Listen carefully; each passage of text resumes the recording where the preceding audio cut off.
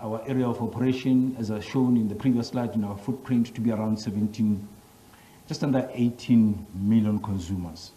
So when we peak, we produce 5,000, roundabout million liters of water a day to roughly 17, 18 million consumers in municipalities. Of course, we are the largest water board, not only in the continent, but in the Southern Hemisphere, and we'll be celebrating 120 years next year.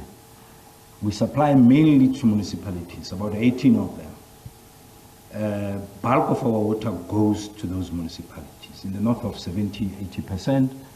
Although we have mines and industry, numerous as they may be, but they don't constitute anything close to 10% of the water that we put into the system.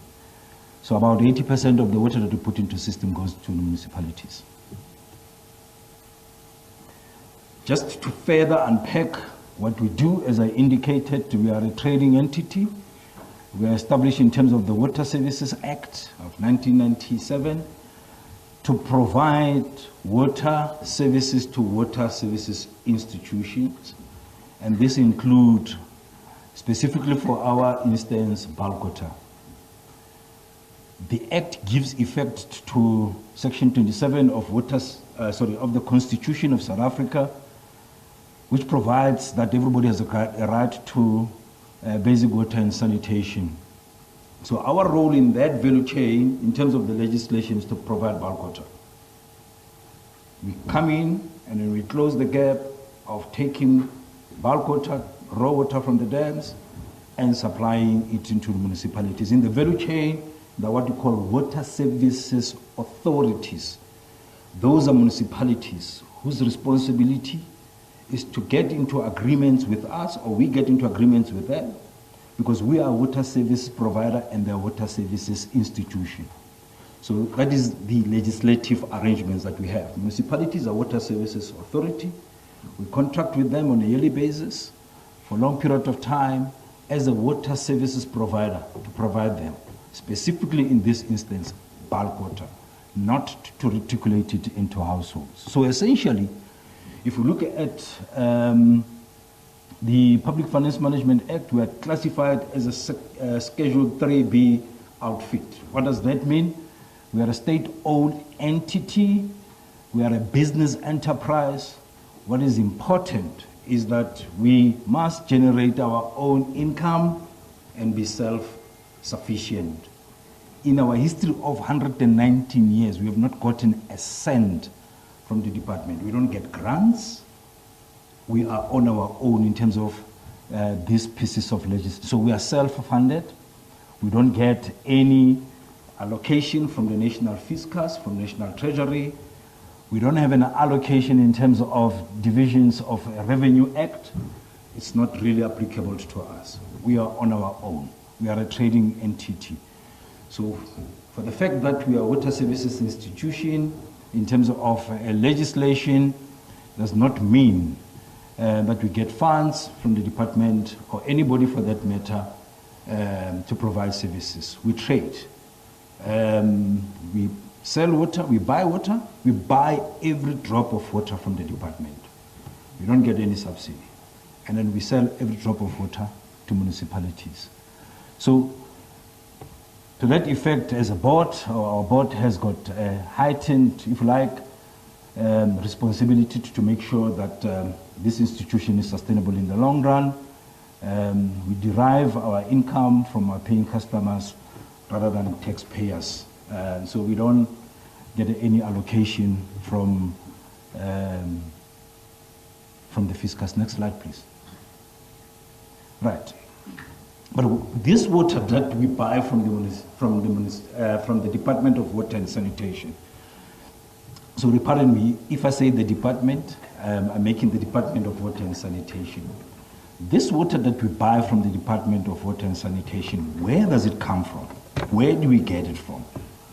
The water that comes from the Department of Water and Sanitation that we buy and abstract comes mainly from the Vaal Dam. So our relationship with the department starts here. We buy that water from the Department of Water and Sanitation, we purify it and supply it to the municipalities. You'll clearly see that in the next slide in terms of how then the water moves from us all the way to the municipalities. The Department of Water and Sanitation has got a number of dams that feed into the Vaal Dam. We're going to talk about why they are full and why we have our municipalities still, or some municipalities or some suburbs in municipalities have got challenges. Gets water and feeds water into the Vaal Dam mainly from Katse and Mohala Dam. These dams that you see, Sterkfontein, Woodstock Dam, Grootdra Dam, Bloemhof Dam, these are strategic dams. These are the dams that the department used to feed the Vaal Dam if we don't have enough water from the dams in Lesotho. Expensive to run because to put water into here you have to pump. So ideally the Vaal Dam is fed by these two dams because essentially water gravitates. It's not pumped, gravitates into the Vaal Dam from where we get it. Ladies and gentlemen, by and large, all the water that the people of Gauteng consume comes from Lesotho. South Africa does not have sufficient water resources, fresh water, in or within the country that is enough to maintain our water requirements in the now and in the future. So we need to bear that in mind, that the resources and the water that we use is the water that we catch by and large in the mountain catchments of Lesotho, and it comes down into South Africa. We don't have our own water. Almost every single drop of water, 5,000 that we pick, comes from Lesotho. As a result of building these dams in Lesotho, there's plans to build more dams in Lesotho. Needless to mention that as we build dams, we displace people. When we build dams in foreign countries, we destruct and destroy the environment, the fishes, they disappear. So it's really not ideal, preferably. I rather we use water sparingly than to build more and more dams in a foreign country because we are a water scarce country. So we must bear that in mind.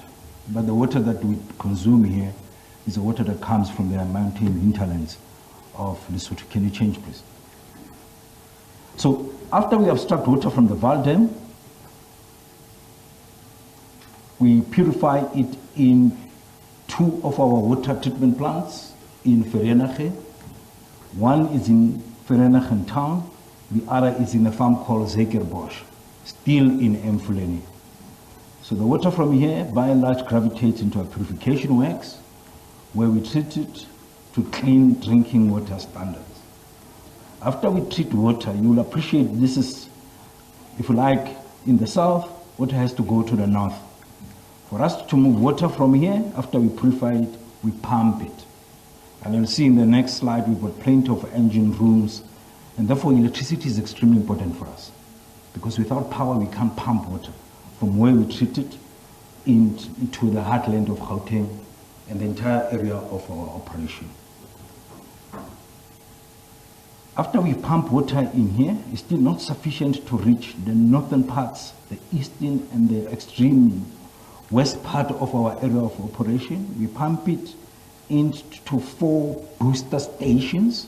We call them booster stations because we still need to pump it further to the east, further to the west, further to the north. So we have 4 booster stations or pumping stations. This is now here in Johannesburg, south of Johannesburg. You will see here to the west we have Aikenhof system that pumps water mainly to the municipalities in the west, Merafo and Randfontein, but also takes water all the way to Rustenburg.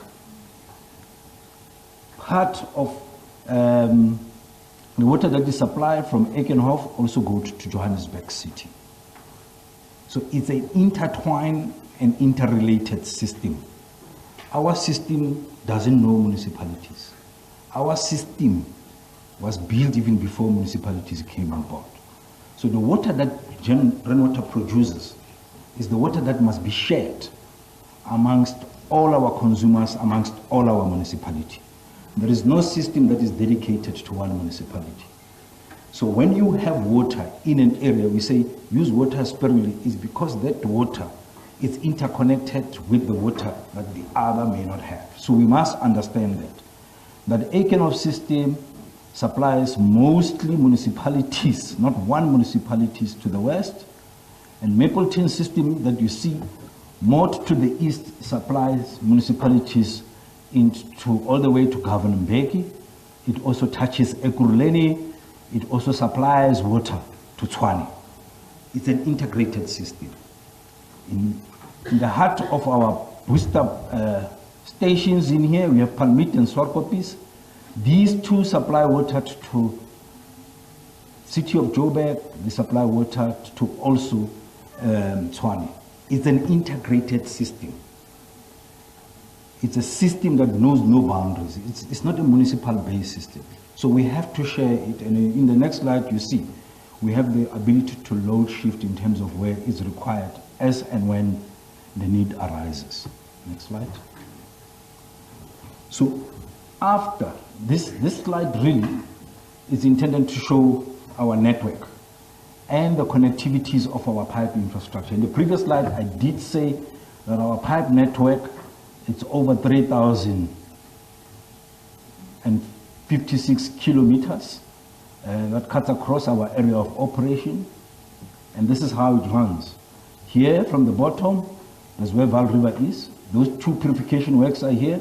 From here we pump to Aikenhof, as I indicated, to the west, Mapleton to the east, and centrally Swarkopis and Palmit through a network of interconnected pipes.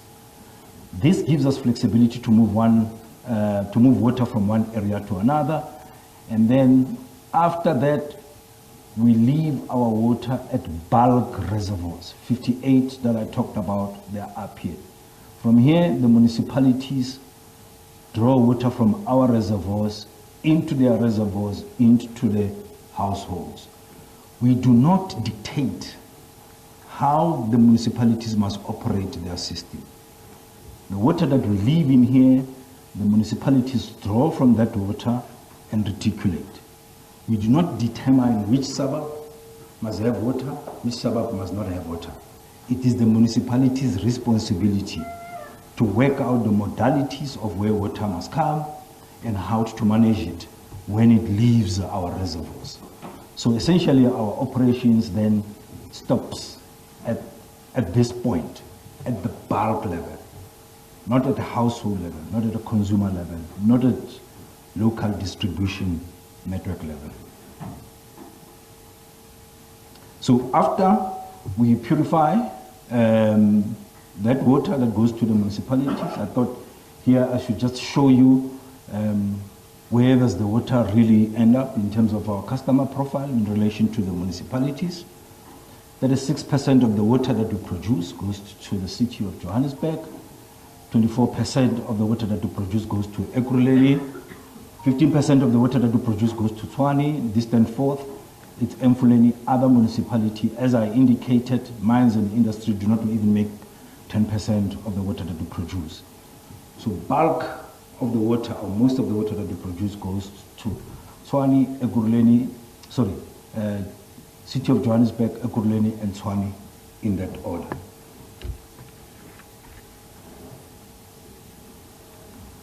So in here, I'm trying to summarize the long story that I've already shared with you. We get water from the Val Dam. I'm trying to do it now differently pictorially, to our water treatment works, to our reservoirs, to the municipalities. Swarkopis, Aikenhof, Federation system supplies or produce 1,200, and from Swarkop, Zweikerbosch, which provides two-thirds of our water, provides 3,800 milliliters of water a day. We have various sizes of reservoirs, the smallest being Stompis Fontaine, as the name says it all. It's about 10 megaliters of water storage. And the biggest, which is somewhere in this area, it's about 650 milliliter capacity reservoir. There's a difference between a reservoir and a dam. A dam is an infrastructure where we have put a wall in the water body to catch raw water. A reservoir, it's a storage tank that stores clean drinking water. So it's often confused. There's a difference between a dam and a reservoir. When you talk within South African context, I must add, when you talk about reservoirs, we're talking about clean water that we store in water tanks, largely in South Africa, because we love our civil engineers. They are concrete reservoirs. Right. What we do as rainwater in terms of our infrastructure, because there are a lot of questions of say, but you should have seen this. Why did you not do anything about it? Why did you not have plans? You should plan ahead.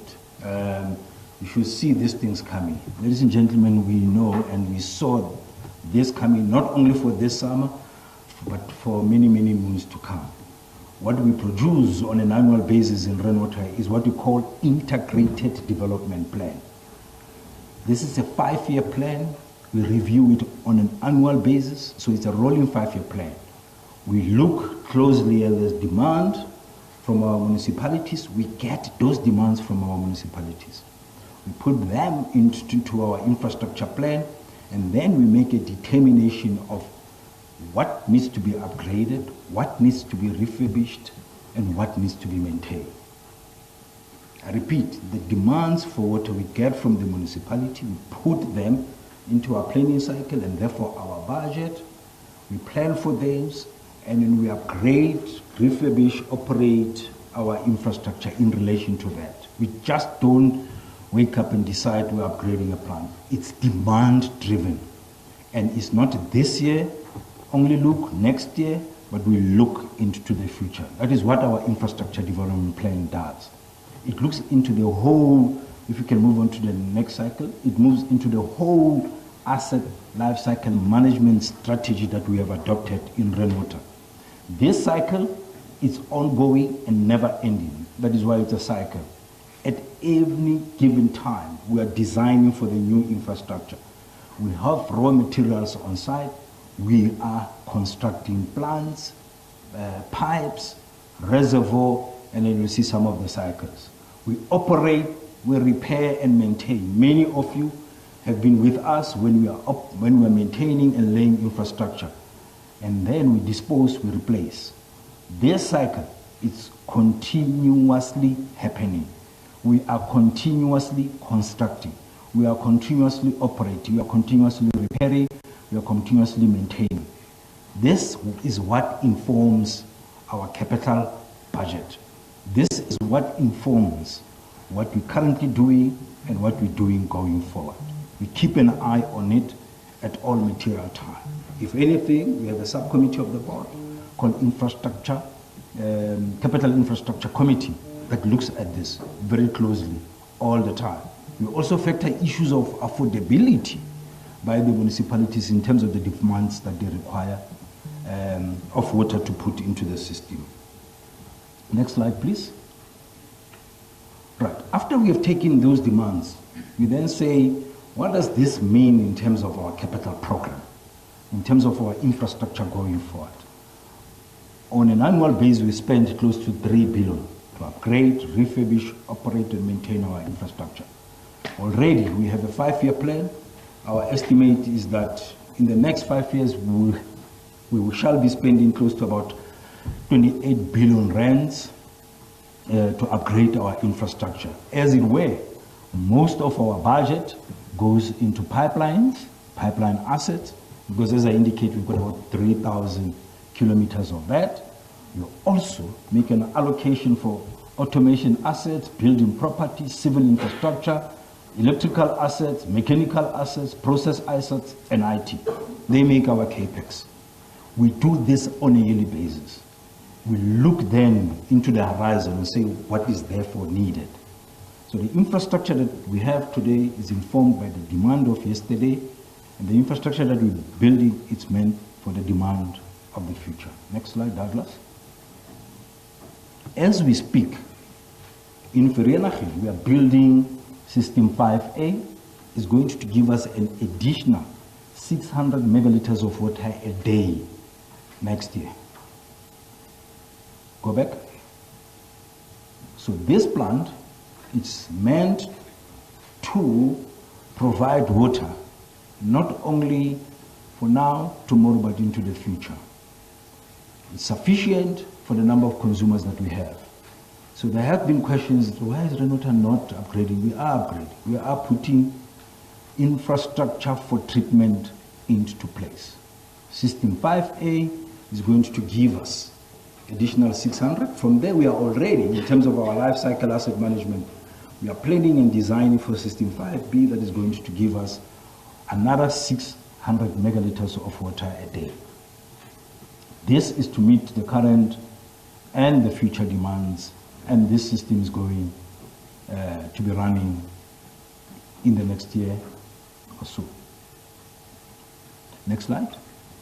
Over and above, just in terms of high level, over and above what we are doing in terms of our infrastructure upgrade to augment the system, we are renewing our infrastructure through our renewable program.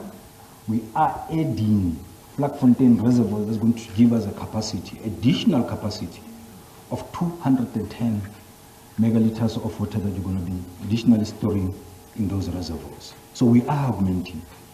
We have a plan, and then we have been having a plan. Next slide, please. Right. In this slide, I just wanted to share with what has been budgeted. As I indicate, the budget is informed by the demand of the municipalities and our consumers, and what have we been providing in terms of the volumes of water into the system. This graph shows from 2018 to the first quarter of this financial year, 2023. Our financial year started in July. The first quarter of 2023, we have been providing water more than what is budgeted. So the question is, why is Renota not giving us? We are giving you water. We are providing water, not on budget, beyond the budget.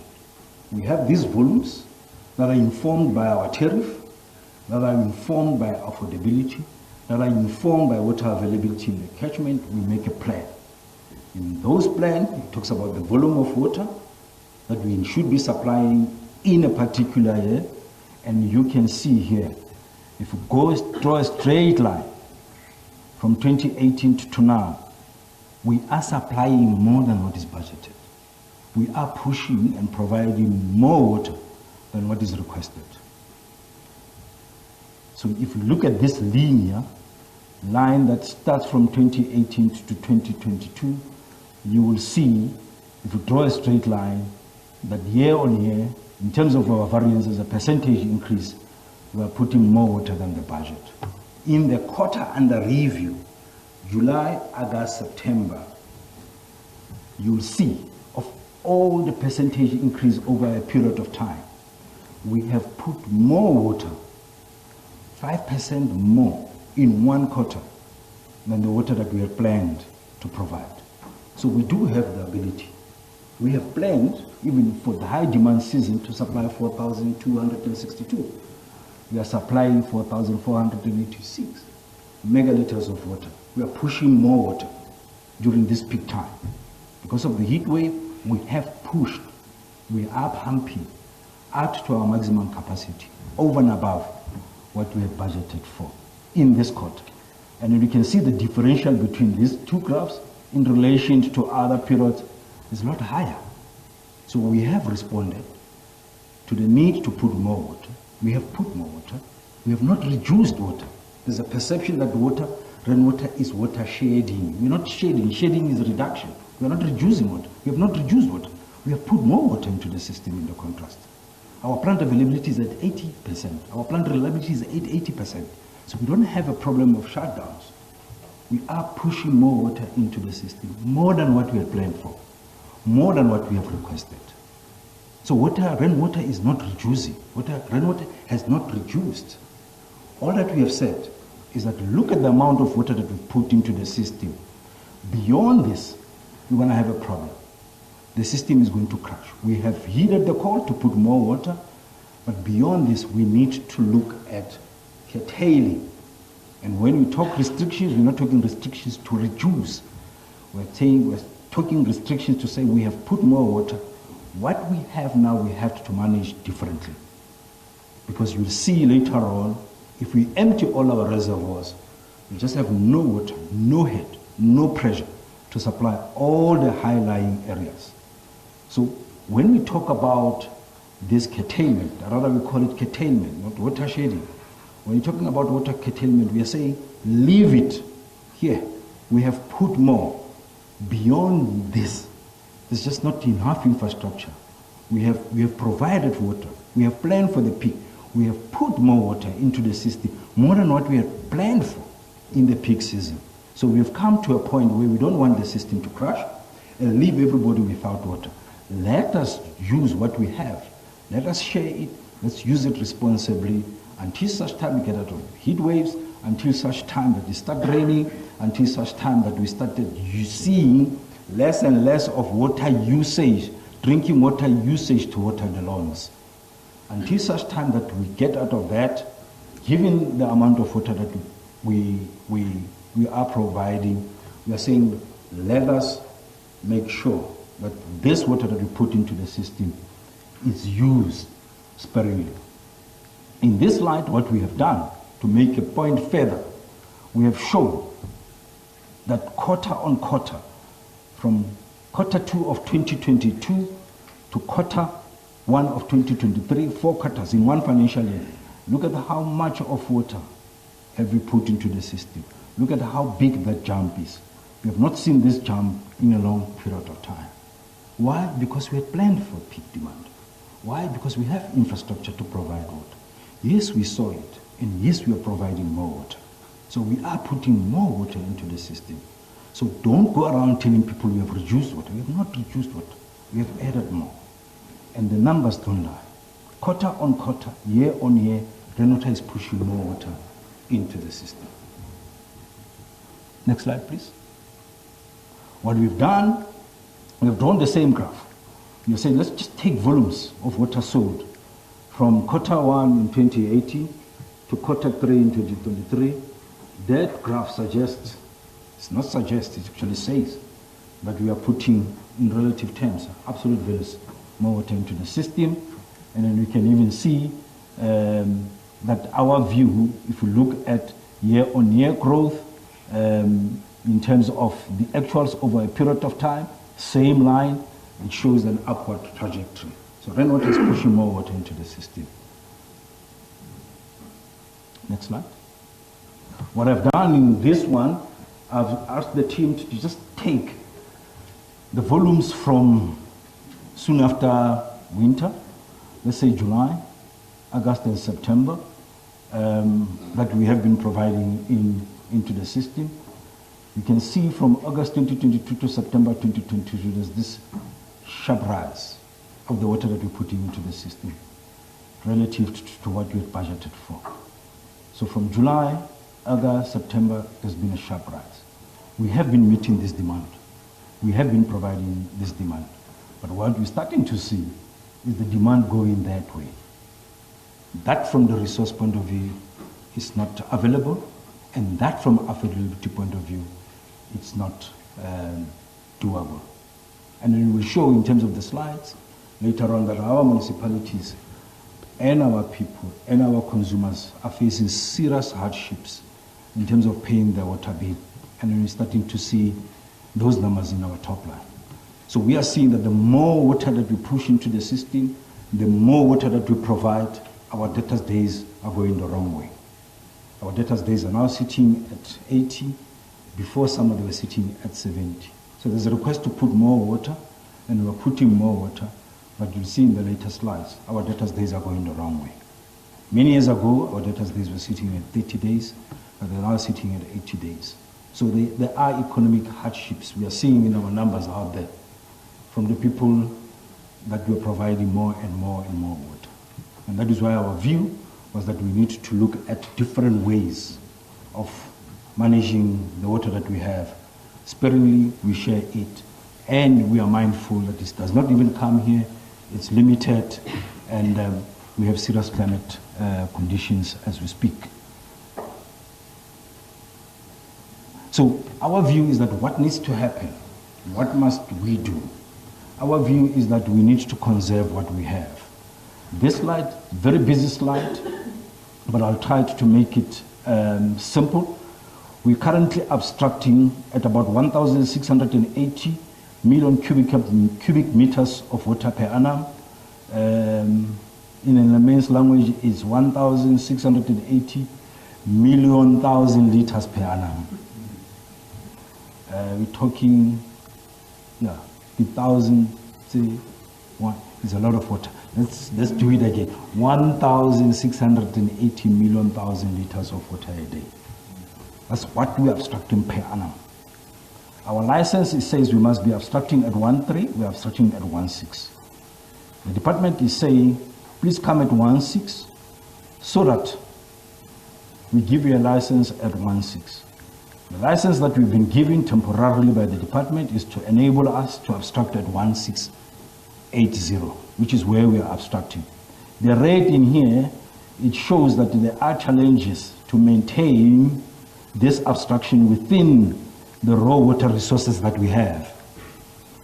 The request to use water sparingly and conserve water will push our demand to here. What does it mean? It means if our demand curve, if we use water sparingly, we conserve it, we will have a different projection, not that projection. If we have that projection, it means we need to build more infrastructure. If we build more infrastructure, it means we'll have to pay more for water. The easiest way out is for us to conserve water, to move this curve into here. If we don't, we're going to build more dams, Pudihab is coming, and then we're going to build additional infrastructure later on to make up for this demand that has got wastage in it. So we are not blaming our consumers. We can't do that.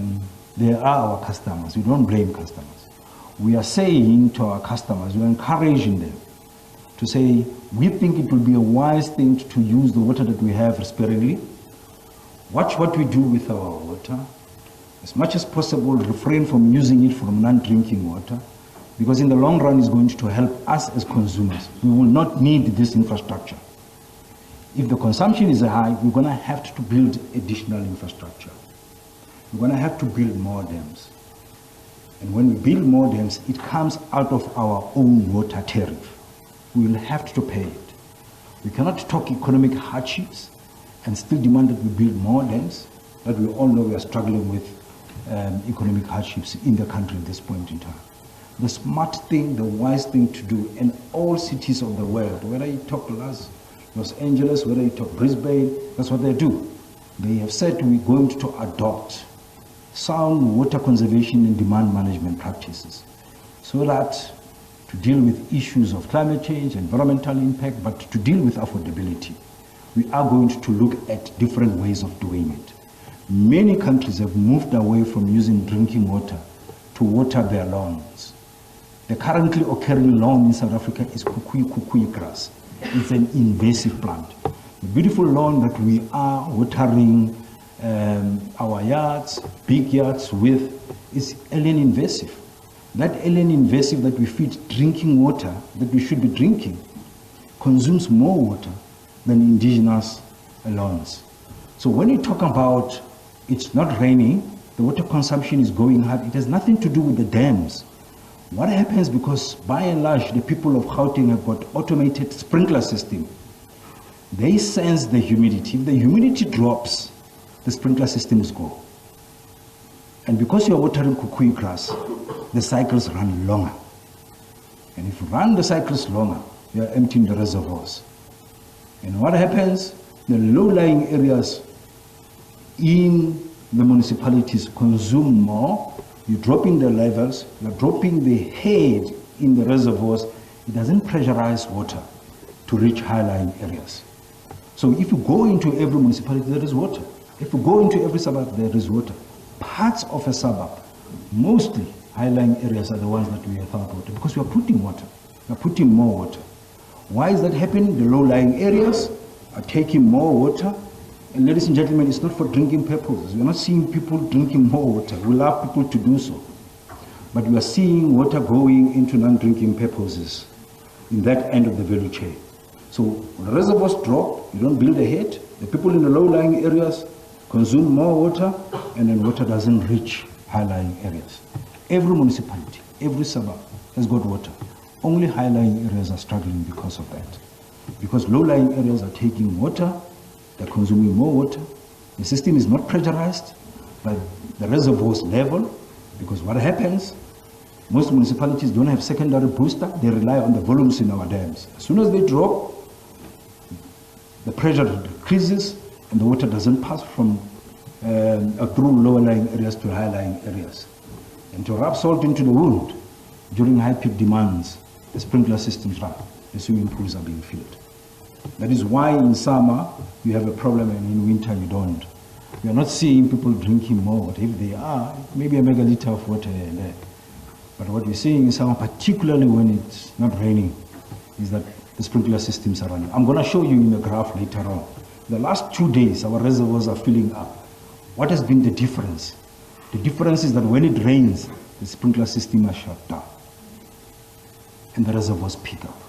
When it gets hot, the sprinkler system go, the reservoirs drop. And I will show you in terms of the volumes in the next slides. What we have done, can you just press it again? We have looked at the research that has been done independent from rainwater that compares our consumption as South Africa, as Gauteng, to the rest of the world. It's not that we don't have enough water, but the issue is where does the water that we provide go to? On average, South Africa consumes 233 liters per capita per day, compared to an average of 173 per capita per day. This includes developing and developed countries. In Gauteng here, this research says we are using 305 liters per capita per day. This is the water that we pump in the main during peak demand season. So there is enough water that we're putting in the system to go around for everybody. The issue is, how are we allocating it? What happens to that water when it gets to municipalities and the suburbs that's creating water? It must be shared. It must be evenly distributed because the system is integrated and intertwined. We don't have a pipe that takes water direct to parts of a suburb. So our consumption in South Africa is still relatively high in terms of other countries. It's precisely because we use drinking water for non-drinking water purposes. Next slide, please. And can you press the next 3? What we've also done is to do what you call a water use efficiency index and look at our municipalities in terms of where they are and where they should be in terms of our license. We established a project 1600 where we sit with our municipalities, we look at their programs, we share our expertise with them to try to bring their consumption to an abstraction number that the department will be happy, or not the department, but the resource will be able to yield in the long term. We have requested City of Joburg to reduce their consumption by 1,355 megaliters of water. The City of Ekurhuleni has to reduce per day their consumption by 1,021 megaliters of water a day. The City of Tshwane just under 700 megaliters of water a day. So we need, and this does not mean we are saying people must not be with water. We need to go into suburb by suburb, neighborhood by neighborhood, understand where the consumption is, use drinking water mainly for drinking water purposes. Try as South Africans to move away from watering our lawns with drinking water. Plant vegetables, do things differently. We don't have a problem with vegetables. We love vegetables because they also assist with subsistence farming. So vegetables don't, most of our big problem is non-drinking water, purposes for drinking water. So we are working with these municipalities. We work with them to say, let's use our water efficiently so that we can get into our license target that the minister has already approved for us going forward. Next slide. Right. I think I just thought with the little time that we have left is to share with you the peculiarity of this water that we're talking about. When the astronauts go into space, they look at the Earth, they see just blue. Blue. The Earth is blue because the Earth is covered by water. Over 70% of the water of the Earth is covered by water. Unfortunately, about 97% of that water is seawater. It's not fresh water. It's not water that you can quickly purify and drink. It's water that needs to be desalinated, high energy, high cost, with brine. There is a problem after this. 97% of the water is seawater. It's not fresh water. We are in the heartland of South Africa. We cannot, at this point in time, get water from the sea, treat it, bring it here. We cannot afford it. As the people of Gauteng, it's going to be too expensive. So 90% of the water that we have in the earth is seawater. It's not fresh water. Of the fresh water that we have, only 2% of that water, of the 97, from 97, of course, we're left with about 3% that is fresh water. About 2% water is in the poles. We love to move that water from the poles into here, but it's mission impossible. So we only have 1% of the water to go about for everyone on earth.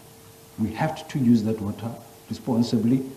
That water, because water operates in a water cycle, earth reuses water. The earth does not get new water into the planet every year.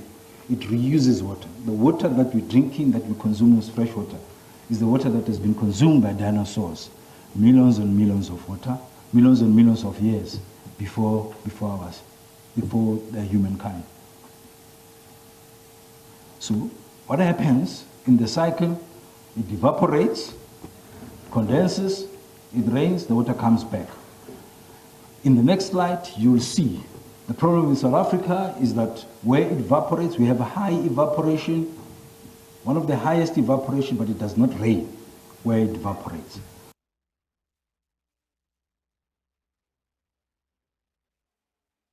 From Lesotho, because you see in Gauteng it's getting yellowish, a light blue, because we have an uneven rainfall pattern. So Gauteng does not have its own water. It gets water from Lesotho because of this unevenness of water distribution in the value chain. Our mean annual rainfall in South Africa is almost half the international mean annual rainfall. So we just don't have enough water to last us for a lifetime, and then we have to use this water for the generations that come after us. Next slide, please. Right.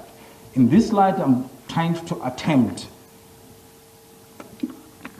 to explain why when the dams are full, are we having problem? The dams are full. Why is not everybody having water? I think we need to understand why the dams are built. The dams are not built for one season. The dams are built for seasons. The water that we have now in the dams during this high rainfall season, it must last us throughout the non-rainfall season. Here in Gauteng is winter. If we have drought, like we are seeing now in the outer years, we have to use that water. So it does not mean when the dams are full, you have to empty them. It means when the dams are full, you must use that water that you have. In summer, in winter, and with climate variability that we see, you must also use it in summer. It has not been raining that much, in fact at all, since the rainfall season. We are drawing on the water that we have been storing in the last season. So the water that we have, ladies and gentlemen, is important, that we have to understand that we have to use this water to last us during that cycle. This water must last us. Should we have drought in the next drought season? So dams are built to store water, not for a season, but for seasons. Dams are built to store water, not for a heat wave, but for anticipated drought conditions that may arise. So we have water in the reservoir. They're not in the reservoirs. We don't have water in the reservoirs. We have water in the dams. We have water in the dams, but that water must be used over a period of time.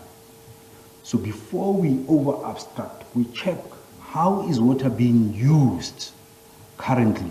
If it's elevated, and if it will not last us through this season, we request, and this is where we are, to say use that water sparingly, because the water that we're going to have may not last us until the next rainfall season.